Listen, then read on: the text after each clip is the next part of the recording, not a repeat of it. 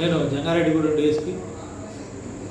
మన జంగారెడ్డిగూడెం మండలం అక్కంపేట గ్రామానికి సంబంధించి ఒకే గ్రామస్తులు, ఒకే కులస్తులు అయినటువంటి యువకులు ప్రేమించుకొని గత 4 రోజుల క్రితం వివాహం చేసుకొని పోలీసు వారి దగ్గరికి రావడం జరిగింది.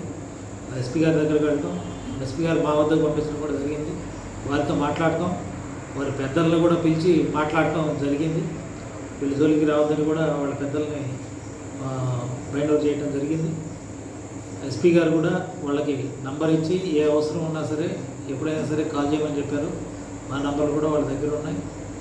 కానీ వాళ్ళు ఈరోజు పురుగుల మందు తాగుతాం అన్నట్టుగా ఒక సెల్ఫీ వీడియో తీసి పోస్టు పెట్టడం జరిగింది. ప్రస్తుతం అయితే వారు ఇక్కడ ప్రభుత్వ ఆసుపత్రిలో చేరి ఉన్నారు. వారు ఏ విధమైనటువంటి ఇబ్బంది లేదు, క్షేమంగా ఉన్నారు. ట్రీట్మెంట్ చేస్తున్నటువంటి డాక్టర్ గారితో అలాగే కన్సర్న్ ఎస్ఐ గారితో నేను స్వయంగా మాట్లాడటం జరిగింది. వాళ్ళిద్దరూ కూడా క్షేమంగానే ఉన్నారు. వాళ్ళకి ఏ విధమైనటువంటి ప్రాణాపాయం లేదు. వారు ఇలా చేయాల్సిన అవసరం కూడా లేదు. వారికి కావాల్సినటువంటి రక్షణ తప్పనిసరిగా మేము కల్పిస్తాం. వాళ్ళు ఇద్దరు కూడా మేజర్లు. వారి యొక్క సొంత నిర్ణయాల ప్రకారం వారు పెళ్లి చేసుకునే హక్కు వారికి ఉంది కాబట్టి అది తల్లిదండ్రులు కూడా గమనించి వాళ్ళని గౌరవించాలి. అలాగే వీళ్ళకి ఏ విధమైనటువంటి ఇబ్బంది లేకుండా కూడా పోలీస్ తరఫు నుంచి మేము వాళ్ళకి పూర్తి రక్షణ ఏర్పాటు చేస్తున్నాం. ప్రస్తుతం అయితే వాళ్ళు క్షేమంగా ఉన్నారు.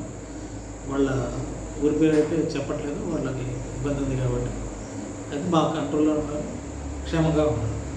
అలాగే వాళ్ళల్లో అబ్బాయి వాళ్ళ బంధువుల ఇంట్లో వీళ్ళు ఉన్నారు అనే ఉద్దేశంతో మైసన్నగూడెంలోని ఈ బంధువుల ఇంటికి వెళ్ళి అమ్మాయి తరపు బంధువులు వెళ్ళి అక్కడ దాడి చేయడం జరిగింది. ఈ విధంగా చేయడం చాలా సహించరానటువంటి విషయం. అలాంటి దాడికి పాల్పడినందుకు అక్కంపేటకు సంబంధించినటువంటి సర్పంచ్ గారి ఆధ్వర్యంలో ఇది నడిచింది.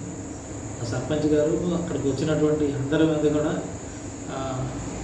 కేసులు నమోదు చేయడం జరిగింది. వాళ్ళందరి మీద కూడా 307 హత్యా ప్రయత్నం కింద అట్లాగే మిగతా కఠినమైనటువంటి సెక్షన్లో నమోదు చేసి వాళ్ళందరూ కూడా అరెస్ట్ చేసి రిమాండ్ చేయడం జరుగుతుంది. ఆల్రెడీ ఒక ముగ్గురిని అదుపులో తీసుకోవడం కూడా జరిగింది. వారు తెచ్చినటువంటి ఒక 5 మోటార్ సైకిల్స్, కారు కూడా స్వాధీనం చేసుకోవడం జరిగింది. వారి దగ్గర నుంచి వారు ఈ విధంగా దాడి చేయడం అనేది సహించరాని విషయం కాబట్టి అక్కడికి వచ్చినటువంటి ప్రతి ఒక్కరు కూడా ఈ కేసులో గుర్తించి వాళ్ళని అరెస్ట్ చేసి రిమాండ్ చేయడం జరుగుతుంది. ఇలా ఎవరికి వారు చట్టాన్ని తమ చేతిలో తీసుకోకూడదని పోలీసు వారి సహాయంతో ఉండాలని కోరుకుంటాము.